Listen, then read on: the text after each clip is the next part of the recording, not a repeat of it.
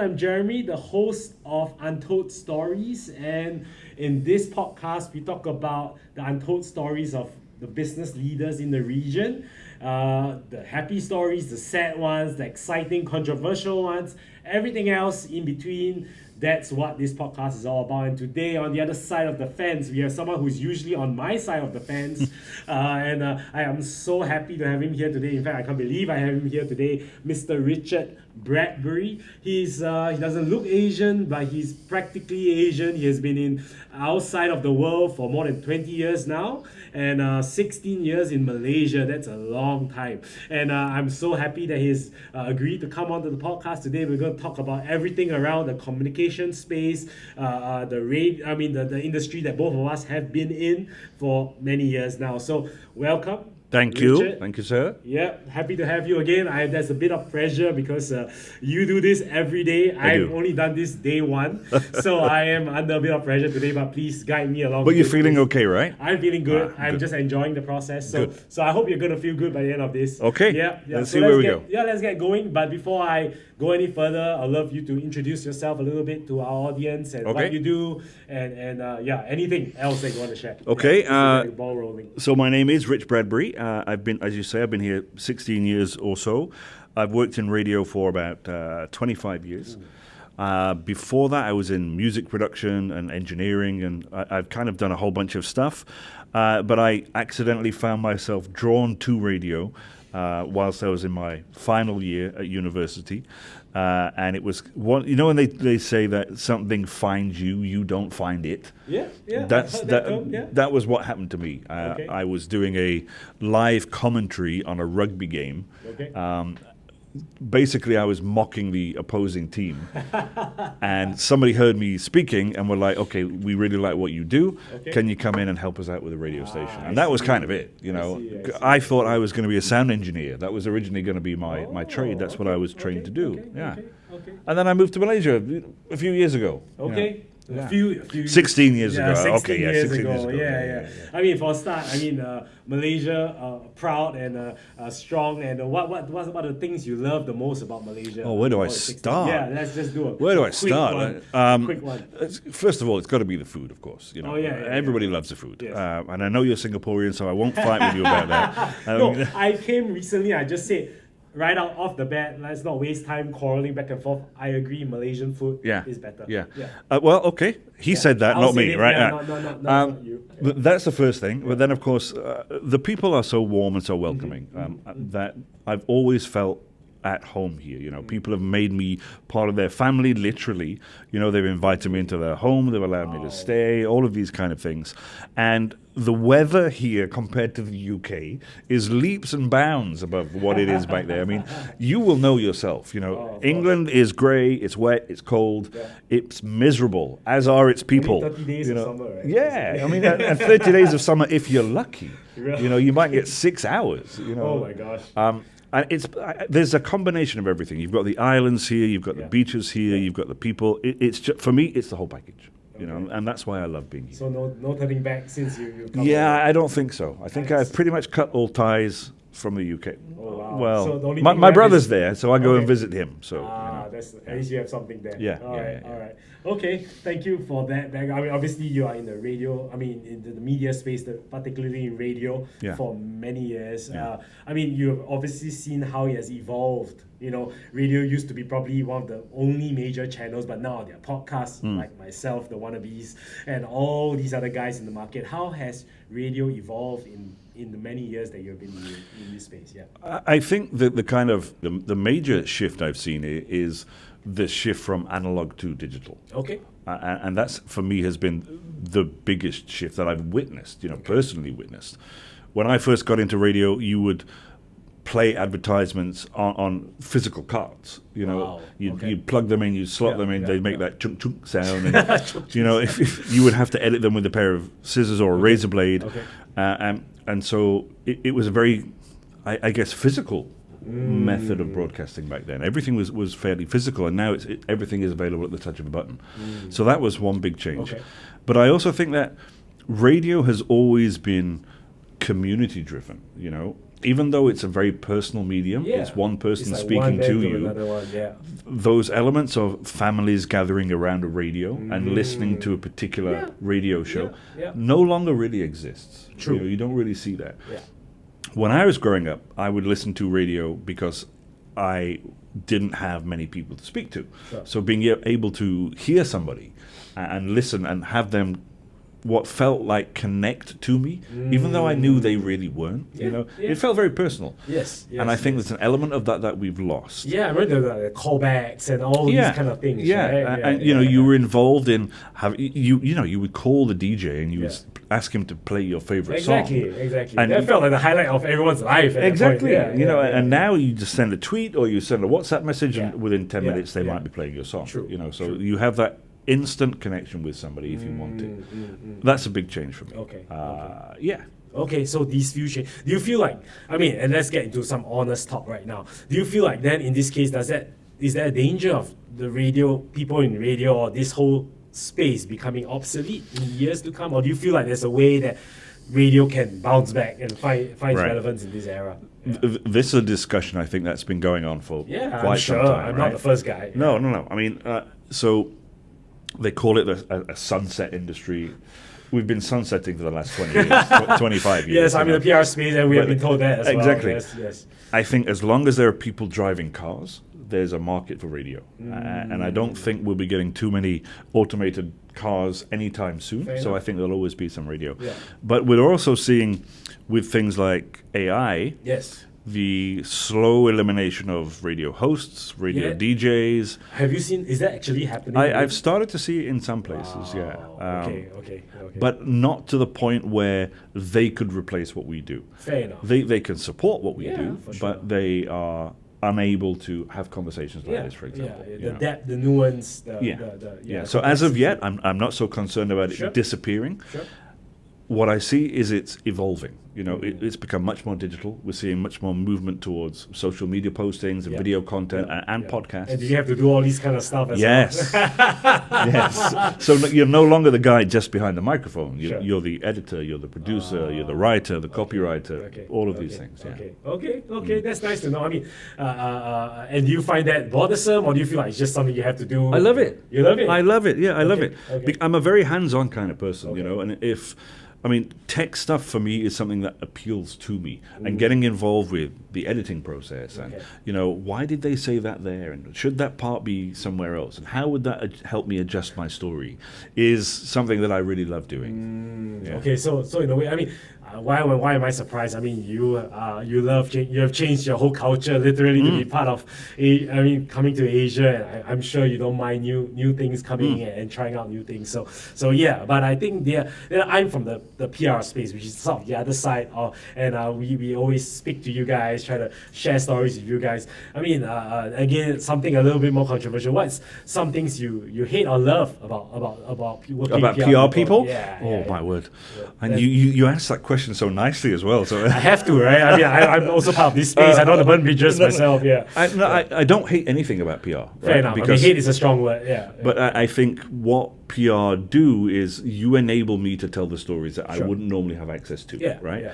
And at the end of the day, and I've said this to your colleagues before, fundamentally, your job is to get a company, service, or business as much traction as possible for as little cost as possible, right? That's practical. Let's be honest about it. That's not an issue for me, and I don't mind doing that. The only issue I have is that sometimes there's just a little bit of miscommunication. I'll give you an example. We had a recent client come in, pushed by a PR agency. They came in. We want to tell this story. Of course, great story. Very interested in what you guys have got to tell me. They came in. They'd already seen the questions. When it came to answering the questions, it became a completely different thing. It became, this is our product, and it became something like, well, technically you should have bought radio time. And that was live, right? And this was live. And so what do you do in that situation? You can't just kill the interviewer. For sure. You can kill the PR guy for not communicating effectively. For sure. Just little things like that. But I understand why that happens sometimes. Because there's always this push and pull between media and PR. And because at the end of the day, when a business tries to get onto such spaces, they do want to share their messages as well, right? But that's nice of you you make it sound really nice as well. You seem to appreciate that, but at the same time, these can be issues that arise. So Right? I have grey hairs sometimes. That this one's from this PR company. Oh my this one- gosh! No, but yeah, really, so you have a whole array of. I know exactly where they come from. Yeah, I do. Okay. I'm sure you have a whole group of memorable stories in your time in radio, but share a few that you think like were highlights in your 16 years. I know I'm asking you a tough question here, but yeah. Okay, there's a couple that spring to mind immediately. Yeah. One actually was when I was on hosting a radio show in China. Oh, China. Okay. Yeah, I was working for China Radio International. Okay. And I was hosting a show back then. And it was the launch of the Shenzhou 7 rocket. Oh, and it was the first time that they were going to go out and do a spacewalk. Okay. And I remember my lead producer sat opposite me, talking to me about how relaxed the taikonaut looked as the rocket was launching. Because he said, oh, he looks so relaxed, he's reading his newspaper. And I'm looking at the screen, I'm like, that's not a newspaper. That's the actual instruction manual as to what you need to switch on, switch off. Okay. But this is my boss, and this is live radio, and we're talking about the live shuttle launch. I can't correct my boss and tell him he's entirely wrong in front of the entirety of China. In China, Exactly. Yeah, so you're like, how do yeah. I deal with that? So I just kind of smiled and went along with it. So that was one. But I think the other one that really, there's two, that really, really hit me quite hard was MH370 when that first happened. And I was interviewing a guy who was partially in charge of the search for MH370. And some of the things that he said during that interview were heart-wrenching, because obviously the entire nation and in fact the entire world were having their eyes on Malaysia. This was a very emotional interview with a guy who had a lot of power. And it just struck me as how cold he was in the way in which he communicated. He was a military guy. So obviously that he's going to be like this, this. That's what he's taught, right? Correct. Yeah. But I walked out of that interview thinking it didn't really answer anything for me. And I think the people who hear that or will listen to that might not feel necessarily happy with what he had to say. And so you make that decision as a producer, do I air this interview or not? And so I did. I aired it, and it received quite a bit of critical feedback, shall we say. Unsurprisingly. Yes. But I thought it was an important story to say. Yeah, of course. And I think the most recent one that I've had that was something quite important to me was being the first person on air to open up the radio station the morning of the last election here in Malaysia. Oh, wow. And share more about speak to Malaysia and basically tell them, this is your chance to do what you think is right, without sounding patronizing. Of course. Go out and do what you think you need to do. Yeah. And to be given that responsibility, to go out and tell all these people, do what you think is right. For me, that was like, okay, now I've been made to feel like I'm at home. This is your space too. I can't vote, but I can encourage other people to go out and do it. So these for me are like my top three, I would say. Wow. So I'm sure three of many other unique moments. So many. I mean, you've been in this space so long, you speak to so many people. How many? I mean, I guess you've lost count, right? Thousands, right? Thousands. I mean, my first thing, I've done only a few podcasts and I feel like half the time I'm like dying already. How do you keep yourself energized and not, because your voice literally is like permeates and through that one channel, and when you're tired, probably people can tell. When it feels like you've lost your energy, but you have been in this space for so long and people know you for this. How do you keep yourself alive in this space? Lots of caffeine. I knew that was coming. No, I mean, but it can get very tiring. I'm sure you having done so already. Because active listening is a skill that you need to develop, right? And it takes time to get to that point. So you have to learn to give yourself space as well, because there are times when you're going to go home having spoke for multiple hours that day and listened for multiple hours. You don't want to speak to people. You don't want to hear anything. You don't want to look at the TV. You essentially want to sit in a dark room and just kind of regenerate, as it were. Yes. Are you introvert, extrovert? Yeah, I think I'm more of an ambivert. I think. Ambivert. Okay. Okay. But I lean more towards the introvert side. I would argue. Yeah.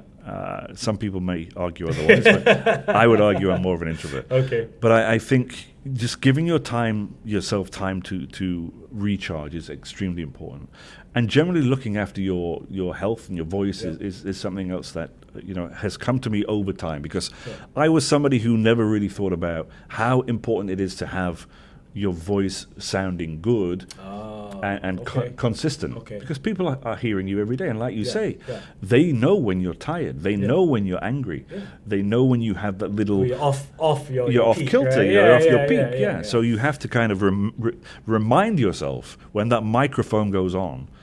You're not necessarily Richard Bradbury. You are that guy. You have to be that guy, right? And I say to, whenever I'm training new producers or I'm training new announcers, remember that when that mic goes on, you're not necessarily that person that you are.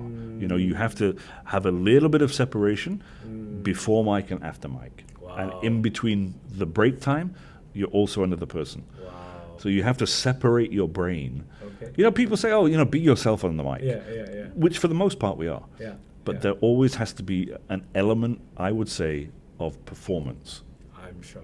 Yeah. I'm sure. Wow. Okay, that's great advice. But I guess today, because you're trying to unravel the untold story of Richard, so give us a bit about yourself then, like beyond your persona on radio. I mean, what keeps you alive, keeps you fresh in what you do every day. I mean, what's Richard like in real life? Richard's not as exciting as Richard would like to be.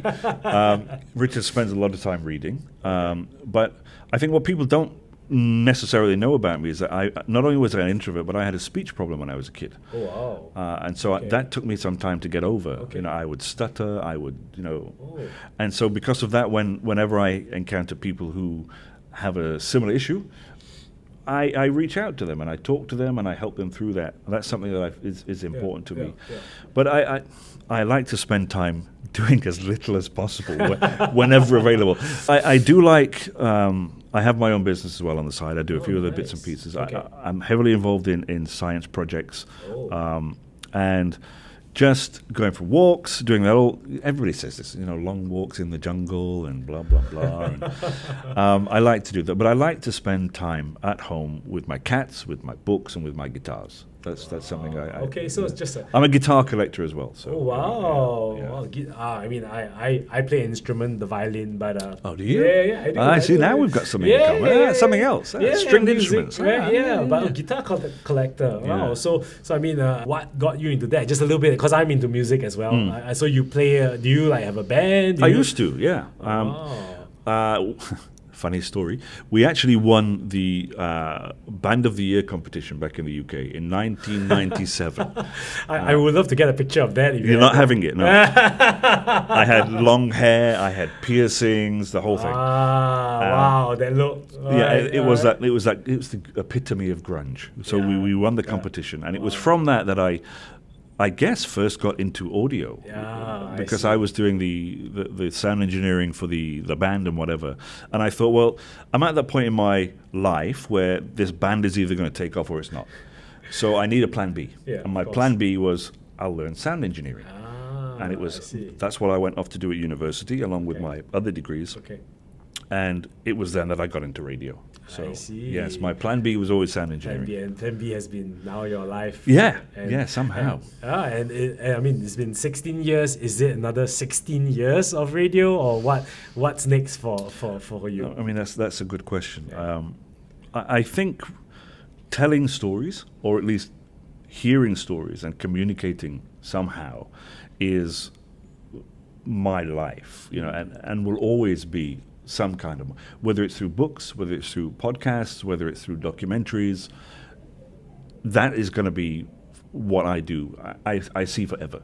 Okay. I think that's always something I'm interested in, because hearing people tell me stories and trying to connect to them through stories is just something that, enlivens me. You know, it makes me feel alive. They tell me these stories, and I'm like, tell me a bit more. Tell me more. You know, why this? Why that? You know, my parents used to complain to me, why do you always say why?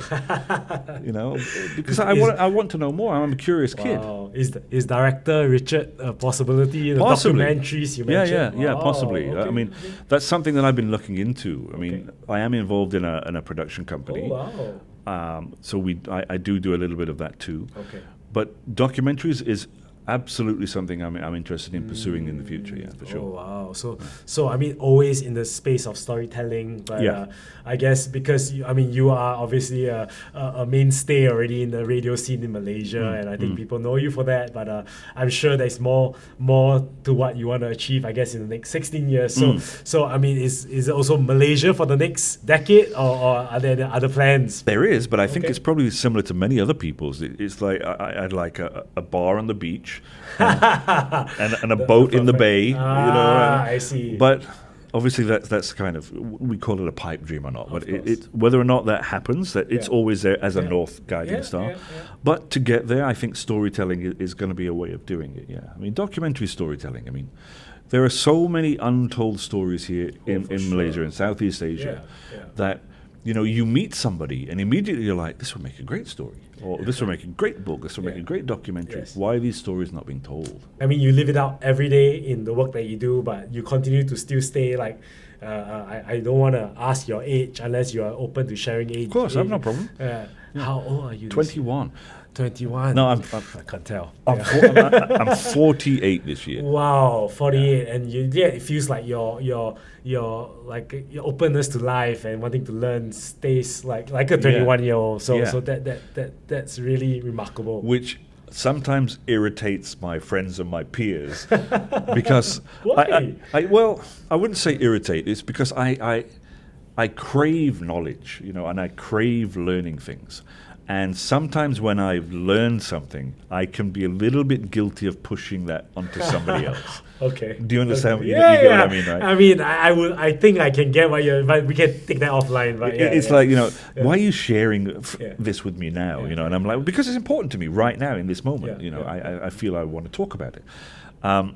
And I love that aspect of just, you know, walking into a bookshop, picking out a book and opening a page and just flicking through and going, oh, I didn't know that. And then that sends me off into this spiral of, I want to know more about this now, you know, and I can get trapped in that rabbit hole. Wow. I mean, I wouldn't say trapped. I guess it opens up another new world for you, another new bunch of stories that can emerge from that. But which I can then roll into the stuff that I'm doing that I do for my job, because it's added an extra element of context. Exactly. I think that's wonderful. I mean, I am a storyteller myself. I love telling stories, and in my agency, I mean, doing PR, I've done many stories in my life, and that like desire to hear new stories must always be there, right? The desire to learn new things. So wow, that's wonderful. I think there's one final question I have for you, and it's I'm going to make it a more Malaysia centric now, a bit more. I mean, you've seen how Malaysia has changed through the years. You said when you came 16 years ago, you were just telling me earlier, was so different. You know,